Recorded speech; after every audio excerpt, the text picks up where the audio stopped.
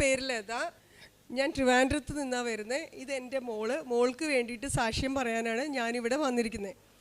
2021 കോവിഡിൻ്റെ വാക്സിൻ എടുത്തതാണ് എൻ്റെ കുഞ്ഞ്. BHMന് പഠിക്കുന്ന സ്റ്റുഡൻ്റായിരുന്നു അവൾ. വാക്സിൻ എടുത്ത് 2 ദിവസം കഴിഞ്ഞപ്പോൾ അവളുടെ ബ്രെയിനിൽ ഇൻഫെക്ഷൻ ഉണ്ടായി. ആ ഇൻഫെക്ഷൻ്റെ ഫലമായിട്ട് അവളുടെ എക്സാം എഴുതിക്കൊണ്ടിരുന്ന എക്സാം ഹാളിൽ അവൾ തളർന്ന് വീണ് സംസാരശേഷിയും പോയി, ഒരു സൈഡ് പാരലൈസ്ഡും ആയിപ്പോയി. അവിടെ നിന്നിട്ട് നേരെ ഞങ്ങൾ ഹോസ്പിറ്റലിലേക്ക് കൊണ്ടുപോയപ്പോൾ അവർ പറഞ്ഞു ഈ ലക്ഷക്കണക്കിന് ആൾക്കാരിൽ വരുന്ന ഒരുതരം ഗ്ലയോബ്ലാസ്റ്റോമ എന്ന് പറയുന്ന ഗ്രേഡ് 4ൽപ്പെട്ട 4th സ്റ്റേജിൽപ്പെട്ട ട്യൂമർ എന്നാണ് പറഞ്ഞത്. അപ്പോൾ ഡോക്ടേഴ്സ്മാരെല്ലാം പറഞ്ഞു പ്രതീക്ഷിക്കണ്ട, ഇനി കുഞ്ഞിനെക്കുറിച്ച് നിങ്ങൾ പ്രതീക്ഷിക്കുകയൊന്നും വേണ്ട, നിങ്ങൾക്ക് ഈ ഒരു അസുഖത്തിന് 1 വർഷം മാത്രമേ കാലാവധി ഉള്ളൂ, അതിനപ്പുറം ഈ കുഞ്ഞ് ജീവിച്ചിരിക്കത്തില്ല എന്ന് പറഞ്ഞു. എന്നിട്ട് അവർ ബയോപ്സി എടുത്തിട്ട് നേരെ ഞങ്ങൾ ആ ഹോസ്പിറ്റലിൽ നിന്ന് ആ സമയത്തൊരു 49,000 രൂപ കൊടുത്ത് മോൾക്കൊരു കീമോ കൊടുത്തായിരുന്നു. ആ കീമോയിൽ അവളുടെ മൊത്തത്തിലുള്ള സംസാരശേഷി നഷ്ടപ്പെട്ടു പോയി. അവിടുന്ന് ഞങ്ങൾ ട്രിവാൻഡ്രം മെഡിക്കൽ കോളേജിനകത്തുള്ള ശ്രീചിത്രയിൽ ന്യൂറോയിൽ കൊണ്ടുപോയപ്പോഴത്തേക്ക് അവർ പറഞ്ഞു ഈ ബയോപ്സി നോക്കട്ടെ, ഞങ്ങൾ ബയോപ്സി ഒന്ന് ചെക്ക് ചെയ്ത ശേഷം കുഞ്ഞിൻ്റെ കാര്യം പറയാമെന്ന് പറഞ്ഞു. അങ്ങനെ അവർ ബയോപ്സി നോക്കിയപ്പം പറഞ്ഞു ഞങ്ങൾക്കൊന്നും ചെയ്യാൻ പറ്റത്തില്ല, CNSനകത്താണ്, ഫുൾ നെർവ്സിനെയും കൺട്രോൾ ചെയ്യുന്നതിൻ്റെ അകത്താണ്, അപ്പോൾ കുഞ്ഞിൻ്റെ കാര്യത്തിൽ ഞങ്ങൾക്കൊന്നും പറയാനില്ല എന്ന് പറഞ്ഞു. അവിടുന്ന് ഞങ്ങളെ RCCയിലേക്ക് വിട്ടു. RCC പോയപ്പോൾ ഡോക്ടർ എന്നെ വിളിച്ച് അടുത്തിരുത്തിയിട്ട് പറഞ്ഞു, അമ്മേ ഈ അസുഖത്തിൻ്റെ സീരിയസ് മനസ്സിലാക്കണം, ഞങ്ങൾ ഈ ഡോക്ടേഴ്സ്മാർക്ക് ഞങ്ങൾക്ക് നേരെ നിങ്ങളോട് ഇത് തുറന്നു പറഞ്ഞേ പറ്റത്തുള്ളൂ എന്ന് പറഞ്ഞു. അപ്പോൾ എന്നെ പിടിച്ച് അടുത്തിരുത്തിയിട്ട് ഡോക്ടർ പറഞ്ഞു ഇന്ന കുഴപ്പങ്ങൾ ഈ അസുഖത്തിനുണ്ട്, ഈ അസുഖം വന്നവരാരും അധികം ജീവിച്ചിരുന്നിട്ടില്ല, അപ്പോൾ ഞങ്ങൾ സർജറി ചെയ്യാൻ പറ്റുമെങ്കിൽ ഞങ്ങൾ സർജറി ചെയ്യും, പക്ഷെ നിങ്ങൾ ഗ്യാരണ്ടി ഒന്നും ഈ കാര്യത്തിൽ ഇല്ല എന്ന് പറഞ്ഞു. അങ്ങനെ ഡോക്ടർ വന്ന് ബയോപ്സിയുടെ റിസൾട്ട് എല്ലാം നോക്കിയിട്ട് പറഞ്ഞു സർജറി ചെയ്യാൻ, അവിടെയും അത് തന്നെ പറഞ്ഞ് സർജറി ചെയ്യാൻ പറ്റില്ല, നമുക്ക് റേഡിയേഷനും കീമോയിലും കൂടി നോക്കാമെന്ന് പറഞ്ഞു. അങ്ങനെ 33 റേഡിയേഷനും 95 കീമോ 1 വയലും ബാക്കിയെല്ലാം ടാബ്ലറ്റുമായിട്ടാണ് കുഞ്ഞിന് കൊടുത്തത്. അപ്പം ഏകദേശം അവൾക്ക് ഇത്രയും ഭാഗം തന്നെ മുടിയുണ്ടായിരുന്നു. അപ്പം ഈ കുഞ്ഞിനെ അവിടെ മുട്ടയടിച്ചിട്ടേ കൊണ്ടുപോകാൻ പറ്റുള്ളൂ. അവളെ ഏറ്റവും വലിയൊരു വീക്ക്നെസ് എന്ന് പറഞ്ഞാൽ മുടിയായിരുന്നു. അപ്പോൾ ഈ ബാർബർ ഷോപ്പിൽ നിന്ന് ആളെ വിളിച്ചപ്പോൾ അയാൾക്കും വെട്ടാനൊരു സങ്കടം. അയാളിങ്ങനെ മെടഞ്ഞിട്ട മുടിയെ അറുത്ത് ഫുള്ളായിട്ട് എടുത്തിട്ട് പിന്നെ അവൾക്ക് എന്ത് ചെയ്യണമെന്നറിയില്ല. അവളുടെ മുടി പോയപ്പോൾ അവളുടെ ഏറ്റവും സങ്കടം, അവൾ കരഞ്ഞത് തന്നെ അവളുടെ മുടി പോയതിലായിരുന്നു ഏറ്റവും കൂടുതൽ. ഇത്രയും കീമോയും റേഡിയേഷനും ഒക്കെ എടുത്തെങ്കിലും അവൾക്ക് സഹിക്കാവുന്നതിനപ്പുറമായിരുന്നു ഈ മുടി മുറിച്ച് മാറ്റുക എന്ന് വെച്ചാൽ. അപ്പോൾ ഞാൻ പല സ്ഥലത്തും പോയപ്പം പറഞ്ഞു ഇനി ഈ കുഞ്ഞ് ഇരിക്കത്തില്ല, നിങ്ങൾക്ക് കിട്ടത്തില്ല, കോമയിൽ കിടക്കുന്ന ഒരു കുഞ്ഞിനെയാണോ നിങ്ങൾക്ക് ആവശ്യം. എല്ലാവരും മനസ്സ് എത്രത്തോളം നമ്മളെ മരവിപ്പിക്കുന്ന രീതിയിലായിരുന്നു അവരുടെയൊക്കെ സംസാരം. കുഞ്ഞിനെ കിട്ടത്തില്ല. ഒരു അമ്മയ്ക്ക് ഒരിക്കലും സഹിക്കാൻ പറ്റാത്തൊരു കാര്യമാണ് സ്വന്തം കുഞ്ഞിനെ കിട്ടില്ല എന്ന് ആര് പറഞ്ഞാലും ശരി തന്നെ, ഒരു ഡോക്ടറായാലും ശരി, മറ്റുള്ളവർ പറഞ്ഞാൽ നമ്മൾ ഇത്രയും വളർത്തി പളുങ്കുപോലെ ഇത്രയും വലുതാക്കി കൊണ്ടുവന്നിട്ട് നമ്മുടെ മുന്നിൽ നമ്മുടെ കുഞ്ഞിനെ കിട്ടില്ല എന്ന് പറയുമ്പം ഒരിക്കലും ഒരു അമ്മയ്ക്ക് സഹിക്കാൻ പറ്റുന്നതിന് അപ്പുറമായിരുന്നു. ആ സംസാരത്തിൽ നിന്നിട്ടാണ് എൻ്റെ കുറേ ഫ്രണ്ട്സും, മോള് ഭയങ്കര ക്രിസ്ത്യൻ വിശ്വാസിയായിരുന്നു, അവൾ പഠിച്ചത് ക്രിസ്ത്യൻ കോളേജിലുമായിരുന്നു. അപ്പോൾ അവൾ ഈ മൊബൈൽ എടുത്ത് വെച്ചിട്ട് ഫുൾ ടൈം കർത്താവിനെ ഇങ്ങനെ മനമുരുക്കി പ്രാർത്ഥിക്കുമായിരുന്നു. അമ്മയുടെ അടുത്ത് കൃപാസനത്തിലെ അമ്മയെ ഞങ്ങൾ ഈ യൂട്യൂബിൽ കൂടിയാണ് കണ്ട് മനസ്സിലാക്കുന്നതും പ്രാർത്ഥിക്കുന്നതും മൊത്തവും കർത്താവിനെ വിളിച്ചിട്ടാണ് അവളുടെ പ്രാർത്ഥന ഫുൾ ടൈം. അങ്ങനെ ഞങ്ങളുടെ ഫ്രണ്ട്സൊക്കെ പറഞ്ഞു നീ ഒരു കാര്യം മോളെയും കൊണ്ട് നമുക്ക് പള്ളികളിൽ കൊണ്ടുപോകാം. അങ്ങനെ ഞാൻ മോളെയും ഈ തളർന്നു കിടക്കുന്ന കുഞ്ഞിനെ എടുത്ത് കാറിനുള്ളിൽ ഇരുത്തി ഞങ്ങൾ പള്ളികളിൽ പോകുമ്പോൾ അവിടെ ചെല്ലുമ്പോൾ ഈ കുഞ്ഞിനെ കാണുമ്പോൾ തന്നെ എല്ലാ അച്ഛന്മാരും വന്നിട്ട് മോളുടെ തലയിൽ തൊട്ട് അനുഗ്രഹിച്ചിട്ട് പറയും ഒന്നും വരത്തില്ല മോളെ, നിനക്കൊന്നും വരില്ല, നീ പെട്ടെന്ന് റിക്കവറായി വരും. അവരുടെ ആ വാക്കുകളിലാണ് ശരിക്കും ഞാൻ ഏറ്റവും കൂടുതൽ മുറുകി പിടിച്ചിരുന്നത്. പിന്നെ കിട്ടുന്ന സമയം മൊത്തം ഞങ്ങൾ പള്ളിയിൽ പോയി അവിടെ ചെന്നിരുന്ന് പ്രാർത്ഥിക്കാൻ അറിയില്ല, എന്നാലും നമ്മുടെ രീതിയിൽ ഞങ്ങൾ പ്രാർത്ഥിക്കും എൻ്റെ കുഞ്ഞിനെ തിരിച്ചു തരണം എന്ന്. അങ്ങനെ കോവിഡ് സമയമായതുകൊണ്ട് ഞങ്ങൾ ഓൺലൈൻ വഴി ഉടമ്പടി എടുത്തായിരുന്നു കുഞ്ഞിന് വേണ്ടിയിട്ട്. അപ്പം എന്നിട്ട് ഞങ്ങൾ കൃപാസനത്തിൽ 2022 നവംബറിൽ ഇവിടെ കൊണ്ടുവന്നായിരുന്നു 12ന്. കഴിഞ്ഞ നവംബർ മാസം 12-ാം തീയതി ഞങ്ങൾ ഇവിടെ കൊണ്ടുവന്നു. അതിനു മുമ്പേ മോളുടെ MRI സ്കാൻ എടുത്തായിരുന്നു. 1ാമത്തെ സ്കാനിങ്ങിൽ അവർ പറഞ്ഞു രക്ഷപ്പെടുത്താൻ പറ്റില്ല. 2ാമത്തെ സ്കാനിങ്ങിലും അതേ സ്റ്റേജ് തന്നെയായിരുന്നു. 3ാമത്തെ സ്കാനിങ്ങിന് പോയപ്പോൾ അവർ പറഞ്ഞു തല ഫുള്ള് സ്പ്രെഡായി, ഇനി നിങ്ങളിതിനെ പ്രതീക്ഷിക്കരുതെന്നാണ് എന്നോട് പറഞ്ഞത്. അപ്പോൾ എന്തെങ്കിലുമൊക്കെ ആഗ്രഹങ്ങൾ കുഞ്ഞിനുണ്ടെങ്കിൽ സാധിച്ചു കൊടുത്തേക്കണം. അപ്പോൾ ഒരു രാത്രി ഒരു 2:30 മണിയാകുമ്പോൾ എനിക്ക് ഉറക്കമില്ല.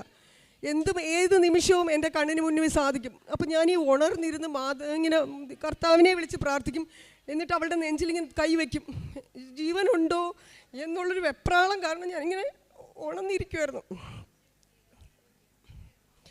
അത് കഴിഞ്ഞിട്ട് രാത്രി ഒരു 2:30 മണിയപ്പോൾ എന്നോട് എണീച്ചിട്ട് പറഞ്ഞു, അമ്മ നമുക്ക് ഇവിടുന്ന് ഒന്ന് മാറാമോ, ഈ വീട്ടിൽ നിന്ന് ഒന്ന് മാറാമോ എന്ന് ചോദിച്ചു. ഞാൻ ചോദിച്ചു, മക്കളെ ഇത്ര പെട്ടെന്ന് നീ എന്നോട് ഇങ്ങനെ പറഞ്ഞാൽ ഞാൻ എവിടെ പോയി വേറെ പെട്ടെന്ന് മാറും?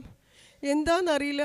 പിറ്റേ ദിവസം തന്നെ ഡോക്ടർ പറഞ്ഞതാണ്, എന്താണോ ആഗ്രഹം, വലിയ ആഗ്രഹങ്ങളല്ല ഡോക്ടർ സാധിച്ചു കൊടുക്കാൻ പറഞ്ഞത്, എങ്കിൽ പോലും ഒരു അമ്മയെ കൊണ്ട് സാധിച്ചു കൊടുക്കാൻ പറ്റുന്ന കുറച്ച് ആഗ്രഹങ്ങളുണ്ടല്ലോ. ഞാൻ ഒന്നും ചിന്തിച്ചില്ല. മാർച്ച് മാസം 3-ാം തീയതി അത് എൻ്റെ വീടിന് സമീപത്ത് തന്നെ ഏകദേശം ഒരു 5-10 മിനിറ്റ് നടന്നു പോകുന്ന സ്ഥലത്ത് പോയി ഞാനൊരു 5.25 സെൻറ്റ് മേടിച്ചു. പക്ഷേ എനിക്കിനി ഭൂമിയിൽ വേറെ ഒന്നുമില്ല, ഞാനീ സമ്പാദിക്കുന്നതൊന്നും എൻ്റെതല്ല, എൻ്റെ പിള്ളേരുടെ ആഗ്രഹം മാത്രം എനിക്ക് സാധിച്ചു കൊടുക്കണം. ഞാനൊരു 5.25 സെൻറ്റ് സ്ഥലം മേടിച്ചു. ഒറ്റ മനുഷ്യൻ പറഞ്ഞില്ല. രാവിലെ RCC പോവും, റേഡിയേഷൻ എടുക്കും, തിരിച്ചു വരും. ഈ വസ്തുവിൽ ഒരു പ്ലാൻ വരച്ചു. ഓൺലൈൻ വഴി ഫ്രണ്ട്സിനോട് പറഞ്ഞു, അവർ സാങ്ഷൻ മേടിച്ചു തന്നു. ഇവളെ കൊണ്ടുവന്ന് വീട്ടിൽ നിന്ന് റേഡിയേഷൻ കഴിഞ്ഞ് കൊണ്ടിരുത്തിയിട്ട് ഞാൻ ആ വസ്തുവിൽ മേസ്ത്രിമാരെ വിളിച്ച് പണിക്കാരെ വെച്ച് ഞാൻ എൻ്റെ ഇഷ്ടത്തിനനുസരിച്ച് ഞാൻ ഏത് ദിക്കിൽ ഏത് കോർണറിൽ നിന്നാലും എൻ്റെ കുഞ്ഞിനെ കാണുന്ന രീതിയിൽ ഞാനൊരു വീട് മാർച്ച് 3-ാം തീയതി പണി തുടങ്ങി. ജൂൺ 19-ന് ഞാൻ ആ വീട്ടിനകത്ത് എൻ്റെ കുഞ്ഞിനെയും കൊണ്ട് കയറി. ആ വീട് പണിയുന്ന സമയത്ത് മേസ്ത്രിമാർ ക്രിസ്ത്യൻസ് ആയിരുന്നു. അവരോട് പറഞ്ഞു, ആരും കാണണ്ട, ഞാൻ ഈ തരുന്ന കുരിശല്ല എൻ്റെ ഈ വീട്ടിനകത്ത് ഇട്ടേക്കണമെന്ന്. അവരതുപോലെ അനുസരിച്ച് കുഞ്ഞ് എവിടെ ഇരുന്നാലും കാണുന്ന രീതിയിൽ ഒരു പ്ലാൻ ഞാൻ പൂർത്തിയാക്കി. അടുത്ത ഓഗസ്റ്റ് 17-നാണ് എൻ്റെ മോളുടെ സ്കാനിങ്. അതിനു മുമ്പേ എൻ്റെ ഈ കുഞ്ഞിനെ വീട്ടിനകത്ത് കൊണ്ട് കയറ്റണം. എന്ത് ചെയ്യാം? അപ്പോൾ മേസ്ത്രിമാർ എൻ്റെ കൂടെ രാവും പകലും ഇല്ലാതെ നിന്ന് ഒറ്റ മനുഷ്യരറിയാതെ ഞാനൊരു വീട് പൂർത്തിയാച്ചു. എൻ്റെ റിലേറ്റീവ്സോ എൻ്റെ ബ്രദറോ എൻ്റെ ഒറ്റ മനുഷ്യരും അറിയില്ല, എൻ്റെ കൂട്ടുകാർ, എൻ്റെ തൊട്ടടുത്തിരിക്കുന്ന നെയ്ബേഴ്സ് പോലും അറിയാതെ ഞാനൊരു വീട് പൂർത്തിയാക്കിയിട്ട് കുഞ്ഞിനെ കൊണ്ട് കയറിയിട്ടാണ് ഞാൻ എല്ലാവരോടും പറഞ്ഞു ഞാനിങ്ങനെ വീട് മാറിയെന്ന്. കാരണം ഞാൻ ആ സമയത്ത് ഒരു വീട് വയ്ക്കാൻ പോവുകയാണെന്ന് പറഞ്ഞു കഴിഞ്ഞാൽ ആരും എന്നെ സമ്മതിക്കത്തില്ല. കുഞ്ഞിൻ്റെ കാര്യമാണോ നിനക്ക് വലുത്, നിനക്ക് വീടാണോ ആവശ്യമെന്ന് അവരെല്ലാവരും ചോദിക്കത്തുള്ളൂ. പക്ഷേ എൻ്റെ മനസ്സിനകത്ത് എൻ്റെ കുഞ്ഞിൻ്റെ ആഗ്രഹമാണ് എനിക്ക് വലുതായിരുന്നത്. അപ്പം ഞാൻ പൂർത്തിയാക്കി ആ വീട്ടിൽ പോയി. ആ വീട്ടിൽ ചെന്ന് കയറിയ ശേഷം 2 ദിവസം കഴിഞ്ഞപ്പോൾ തന്നെ മോൾക്ക് ഭയങ്കരമായിട്ടുള്ളൊരു മാറ്റം. അപ്പം മുന്നത്തെ സ്കാനിൽ ഫുൾ തലയിൽ സ്പ്രെഡായി കഴിഞ്ഞു എന്നാണ് ഡോക്ടേഴ്സ് പറഞ്ഞത്. പിന്നെ അവളുടെ മാറ്റങ്ങൾ എനിക്ക് ഭയങ്കരമായിട്ട് തോന്നി. ഞാൻ പിന്നെ ഡോക്ടേഴ്സ് തന്ന മരുന്നിൽ നിന്ന്, അതിപ്പോൾ ഇവിടെ പറയാമോന്നറിയില്ല, കുറച്ച് ടാബ്ലറ്റ് ഡോസിനെ ഞാൻ മാറ്റി കുറച്ച് കൊടുത്തു. ഞാനൊരു ഹോസ്പിറ്റലിൽ വർക്ക് ചെയ്യുന്ന ആളാണ്. അപ്പോൾ എനിക്ക് കുറച്ചൊക്കെ മെഡിസിൻസിനെ കുറിച്ചൊക്കെ ചെറുതായിട്ടൊക്കെ കാര്യങ്ങൾ അറിയാമായിരുന്നു. ആ മെഡിസിൻസിൽ നിന്ന് ഡോസ് കുറച്ച് മാറ്റിയിട്ട് ഞാൻ മോളെ ആ വീട്ടിലിരുത്തി തന്നെ ഞങ്ങൾ പ്രാർത്ഥന 24 hours പ്രാർത്ഥനയും കാര്യമായിട്ട് നടന്നു. എൻ്റെ ഫ്രണ്ട്സിനോട് എല്ലാവരോടും പ്രാർത്ഥിക്കാൻ പറഞ്ഞു. അങ്ങനെ ഓഗസ്റ്റ് 17-ാം തീയതി ഇടന്ന് MRI എടുക്കാൻ പോയി. MRI എടുക്കാൻ പോയപ്പോൾ ഡോക്ടേഴ്സ്മാർ പറഞ്ഞു, MRIയിൽ ആ സ്പ്രെഡായ സ്ഥലത്ത് ഒരു പഴയ ഓപ്പറേഷൻ ചെയ്ത റിപ്പോർട്ട്സ് ഉണ്ടെങ്കിൽ കൊണ്ടുവരണമെന്ന് പറഞ്ഞു. പക്ഷേ ഓപ്പറേഷൻ ചെയ്യാൻ പറ്റാത്ത സ്റ്റേജ് ആയിരുന്നു. അപ്പം ഞാൻ പറഞ്ഞു, ഡോക്ടർ ഞാൻ മോൾക്ക് സർജറി ഒന്നും കഴിഞ്ഞിട്ടില്ല. പറഞ്ഞു എല്ലാ പഴയ റിപ്പോർട്ട്സുമായിട്ട് ഇപ്പം എത്രയും പെട്ടെന്ന് ഹോസ്പിറ്റലിൽ വരണമെന്ന് പറഞ്ഞു. ഞാൻ ആ ഹോസ്പിറ്റലിൽ റിപ്പോർട്ടുമായി പോയപ്പോൾ റേഡിയോളജിസ്റ്റ് പറഞ്ഞു, പഴയ MRIയും ഈ MRIയും തമ്മിൽ നോക്കിയിട്ട് ഒന്നും ഇതിൽ കാണുന്നില്ല, നിങ്ങൾ ഡോക്ടറെ അടുത്ത് പോവാൻ. സത്യത്തിൽ ഞാനിങ്ങനെ വണ്ടി ഓടിച്ച് പോകണമെങ്കിൽ എൻ്റെ മനസ്സിലെ വിചാരം ഞാൻ ഏതെങ്കിലും ബസ്സിൻ്റെ അടിയിലാവും. ഈ റിപ്പോർട്ട് അറിയുന്നതോട് ഞാൻ ഏതെങ്കിലും ബസ്സിൻ്റെ അടിയിലാവും, ഞാൻ മരിക്കും. എനിക്ക് അത് മാത്രം, എനിക്ക് കയ്യോ കാലോ വിറയ്ക്കുന്ന, ആരും കൂടെയില്ല. ഞാൻ ആരോടും പറഞ്ഞില്ല, കൂട്ടിന് എല്ലാവരും വരും, പക്ഷെ ഞാൻ ആരോടും പറഞ്ഞില്ല. റിപ്പോർട്ടിൽ എന്താണെന്ന് ഞാൻ മാത്രം അറിഞ്ഞാൽ മതി, മറ്റുള്ളവരെ വേദനിപ്പിക്കരുത് എന്നൊരു ചിന്ത മാത്രമേ എൻ്റെ മനസ്സിനകത്ത് ഉണ്ടായിരുന്നുള്ളൂ. പോയി റിപ്പോർട്ട് അറിഞ്ഞപ്പോൾ പിന്നെ സന്തോഷമാണോ എനിക്കെന്താണെന്നറിയില്ല. ഞാൻ എൻ്റെ തിരിച്ച് വീട്ടിൽ വന്ന് കർത്താവിനോട് നന്ദി പറഞ്ഞിട്ടാണ് ഞാൻ ഇവിടെ വന്ന് ഉടമ്പടി എടുക്കുന്നതിന്. ഓഗസ്റ്റ് 17-ാം തീയതി ആയിരുന്നു 4ാമത്തെ സ്കാനിങ്. നവംബർ 12-ാം തീയതി ഞങ്ങൾ ഇവിടെ വന്നു. അമ്മയോട് കരഞ്ഞു പറഞ്ഞു, ഇവിടെ സത്യത്തിൽ ഞങ്ങൾ ഹിന്ദുക്കളല്ലേ, മാതാവിനെ എൻ്റെ കയ്യിൽ ഇവിടം വരെ കൊണ്ടെത്തിക്കാൻ തന്നെ എൻ്റെ കയ്യിൽ മാതാവിനെ കിട്ടി. പ്രാർത്ഥിച്ചു, അച്ഛനെ കണ്ടു, അച്ഛൻ മോളെ അനുഗ്രഹിച്ചു, മോൾ ഇവിടെ വന്ന് സാക്ഷ്യം പറയണമെന്ന് പറഞ്ഞു. അപ്പം ഞാനിവിടെ 6 നിയോഗം വെച്ചായിരുന്നു. ആ 6 നിയോഗത്തിലും ഇവിടുന്ന് അവിടെ എത്തും മുമ്പേ ഒരു കാര്യം നടന്നു, ഫോണിൽ കൂടി ഒരു കാര്യം നടന്നു.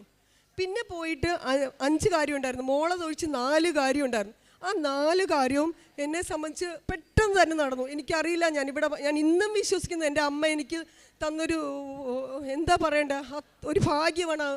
വലിയ കാര്യങ്ങളൊന്നുമല്ല, എങ്കിൽ പോലും ആ വച്ച നിയോഗങ്ങളെല്ലാം നടന്നു. ലാസ്റ്റ് ഉള്ളതായിരുന്നു ഈ 8-ാം തീയതിയുള്ള MRI സ്കാൻ. ഈ MRI സ്കാനിങ്ങിന് ഡോക്ടറെ അടുത്ത് പോയി റിസൾട്ട് 4 ദിവസം കഴിഞ്ഞാലേ MRIയുടെ റിപ്പോർട്ട് കിട്ടത്തുള്ളൂ. 3 ദിവസം ഇപ്പം ഞാൻ എല്ലാ സ്ഥലത്തു നിന്ന് റെക്കമെൻഡ് ചെയ്ത് എൻ്റെ കുഞ്ഞിൻ്റെ റിപ്പോർട്ട് ഒന്ന് പെട്ടെന്ന് കിട്ടണേ, എനിക്കങ്ങ് ഇരിക്കാൻ വയ്യ, നിൽക്കാൻ വയ്യ, രാത്രിയിൽ ഉറക്കമില്ല, എനിക്ക് റിപ്പോർട്ട് കാണണം, അല്ല എന്നെ എന്തായാലും മാതാവ് സഹായിക്കും എന്ന് എനിക്ക് ഉറപ്പുണ്ടായിരുന്നു. എന്നാലും ഒരു അമ്മയുടെ വെപ്രാളം എല്ലാവർക്കും നിങ്ങൾക്കൊക്കെ മനസ്സിലാവില്ല, ഒരു അമ്മയുടെ വേദന എന്തായിരിക്കുന്നു. ആ റിപ്പോർട്ട് വെച്ച് ഡോക്ടറെ വിളിച്ചിട്ട് ഡോക്ടർ പറയാം, റിപ്പോർട്ടിനുള്ളിൽ ഒന്നുമില്ല, ഇത്രയും വലിയൊരു ട്യൂമർ ഫുള്ള് സ്പ്രെഡായി എന്ന് പറഞ്ഞാൽ ട്യൂമറിൻ്റെ സ്ഥാനത്ത് ഒരു വകയില്ല എന്ന് പറയുമ്പോൾ ആ നിമിഷം നമ്മൾ എന്താവും. എനിക്ക് അമ്മയോട് എത്ര പറഞ്ഞിട്ടും തീരുന്നില്ല. നിങ്ങളോട് ഞാൻ ഈ സാക്ഷ്യം, ഞങ്ങൾ ഹിന്ദുക്കളാണ്, സാക്ഷ്യം പറയാൻ പോകരുത്, യൂട്യൂബിൽ ഇത് കാണും, ഇത് കണ്ടാൽ വലിയ പ്രശ്നവും, അങ്ങനെ എല്ലാവരും എന്നോട് പറഞ്ഞു സാക്ഷ്യം പറയാമെന്ന് പോലും. പക്ഷെ ഞാൻ എൻ്റെ അമ്മയ്ക്ക് ഇവിടെ ഒരു വാക്ക് കൊടുത്തിട്ടാണ് ഇറങ്ങിപ്പോയത്.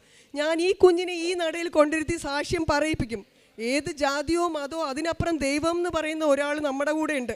അങ്ങനെ ഡോക്ടർ പറഞ്ഞു, ഇനി മോൾക്ക് മരുന്ന് കഴിക്കണ്ട, മരുന്ന് നിങ്ങൾ കൊടുക്കണ്ട, ഒന്നും ചെയ്യേണ്ട, മോളെ കോളേജിൽ പഴയപടി വിട്ടോളാൻ. അപ്പം ഒരു സൈഡ് തളർന്ന്, സത്യം പറഞ്ഞാൽ നിങ്ങൾക്ക് ആർക്കും, ഞാനായതുകൊണ്ടാണ് ഇന്നിവിടെ ജീവിച്ചിരിക്കുന്നത്, ഒരു ഡയപ്പർ മാത്രം കുഞ്ഞിനാരെയും തിരിച്ചറിയാൻ അറിയത്തില്ലായിരുന്നു. ഒരു അമ്മയ്ക്ക് ഇത്രയും പ്രായമുള്ളൊരു കുഞ്ഞിനെ തൂക്കിയെടുത്ത് ബാത്റൂമിൽ കൊണ്ടുപോകും. ഒരു പെൺകുഞ്ഞല്ലേ, നമുക്ക് മാത്രം, സ്ത്രീകൾക്ക് മാത്രമല്ലേ കൊണ്ടുപോകാൻ പറ്റുള്ളൂ, ബാക്കി എല്ലാ കാര്യവും ചെയ്യാൻ പറ്റത്തുള്ളൂ. അങ്ങനെ ഞാൻ ഈ മോളെയും വെച്ചിട്ട് രാവും പകലും ഇല്ലാതെ ഞങ്ങൾ പ്രാർത്ഥന. മോള് പിന്നെ 24 hours അച്ഛൻ്റെ പ്രാർത്ഥന ഫുൾ ടൈം. അവൾക്ക് സംസാരിക്കാൻ പറ്റത്തില്ല, സംസാരം അന്നത്തോടെ പോയെങ്കിലും ഇപ്പം കുറേ അധികം സംസാരിക്കാൻ തുടങ്ങി. നടക്കാൻ അവൾ 5 പടിയൊക്കെ സുഖമായിട്ട് നടന്നു തുടങ്ങി. ഇനി മാതാവ് എൻ്റെ കുഞ്ഞിൻ്റെ സംസാരം തിരിച്ചു തരും. എൻ്റെ കുഞ്ഞ് കോളേജിൽ ഞാൻ ചേർക്കാൻ അഡ്മിഷൻ പോയി എടുത്ത് 2 വർഷം പോയി, 3ാമത്തെ വർഷമാണ് പഠിക്കാൻ പറ്റാത്തത്. അപ്പോൾ 1 വർഷം പോയി. വീണ്ടും അവളെ തിരിച്ച് പഴയപടി കോളേജിലാക്കണം. അതിന് മുന്നേ ഞാൻ അവിടെ ഞങ്ങളുടെ ട്രിവാൻഡ്രത്തുള്ള പള്ളിയിൽ പോയി കർത്താവിനോട് പ്രാർത്ഥിച്ചു, കർത്താവേ എൻ്റെ കുഞ്ഞിൻ്റെ ഈ പേര് നിന്നിലാൽ ഞാൻ ഇവളെ അറിയിക്കപ്പെടും ലോകത്തെ. ഈശോയും മറിയവും ചേർന്ന് എൻ്റെ മോളുടെ ഇപ്പം ഇരിക്കുന്ന പേര് മാറ്റിയിട്ട് ഞാൻ ഇമ എന്ന രീതിയിൽ ഞാൻ സാക്ഷ്യം പറഞ്ഞ് നിന്നെ അറിയിക്കും, ലോകം മൊത്തം അവളെ ഇമ എന്ന പേരിൽ അറിയപ്പെടണം എന്ന് പറഞ്ഞ് ഞാൻ അഫിഡവിറ്റ് വക്കീലിൻ്റെ കയ്യിൽ കൊടുത്ത് അഫിഡവിറ്റും കൊടുത്തിട്ടാണ് ഞാൻ ഈ നിങ്ങളുടെ മുന്നിലിരുന്ന് ഈ സാക്ഷ്യം പറയുന്നത്. എനിക്ക് അത്രയും എൻ്റെ മാതാവ് തന്നു. ഞാൻ പ്രാർത്ഥിച്ച എല്ലാ കാര്യവും എൻ്റെ മാതാവ് നടത്തി തന്നു. അപ്പോൾ എനിക്ക് അതാ ഞാൻ ഇന്ന് എൻ്റെ കുഞ്ഞിൻ്റെ പിറന്നാളാണ്, ഇന്ന് എൻ്റെ മോളുടെ പിറന്നാൾ. ആ ഒരു സമയത്തിന് എനിക്ക് ഇവിടെ എത്താൻ സാധിച്ചതുപോലും എൻ്റെ മാതാവായിട്ടാണ് എന്നെ ഇവിടെ എത്തിച്ചത്. അപ്പം നിങ്ങളുടെ എല്ലാവരുടെ പ്രാർത്ഥനയും അനുഗ്രഹവും ഇനിയും എൻ്റെ കുഞ്ഞിന് നിങ്ങളും കൂടി പ്രാർത്ഥിക്കണം എന്ന് മാത്രമേ എനിക്ക് പറയാനുള്ളൂ. എല്ലാവരും, എൻ്റെ വിശ്വാസം പോലെയാണ് നിങ്ങളുടെയും വിശ്വാസം. നമ്മുടെ അനുഭവങ്ങളിൽ കൂടിയാണ് നമ്മൾ മറ്റുള്ളവരോട് എല്ലാ കാര്യങ്ങളും പറഞ്ഞു കൊടുക്കുന്നത്.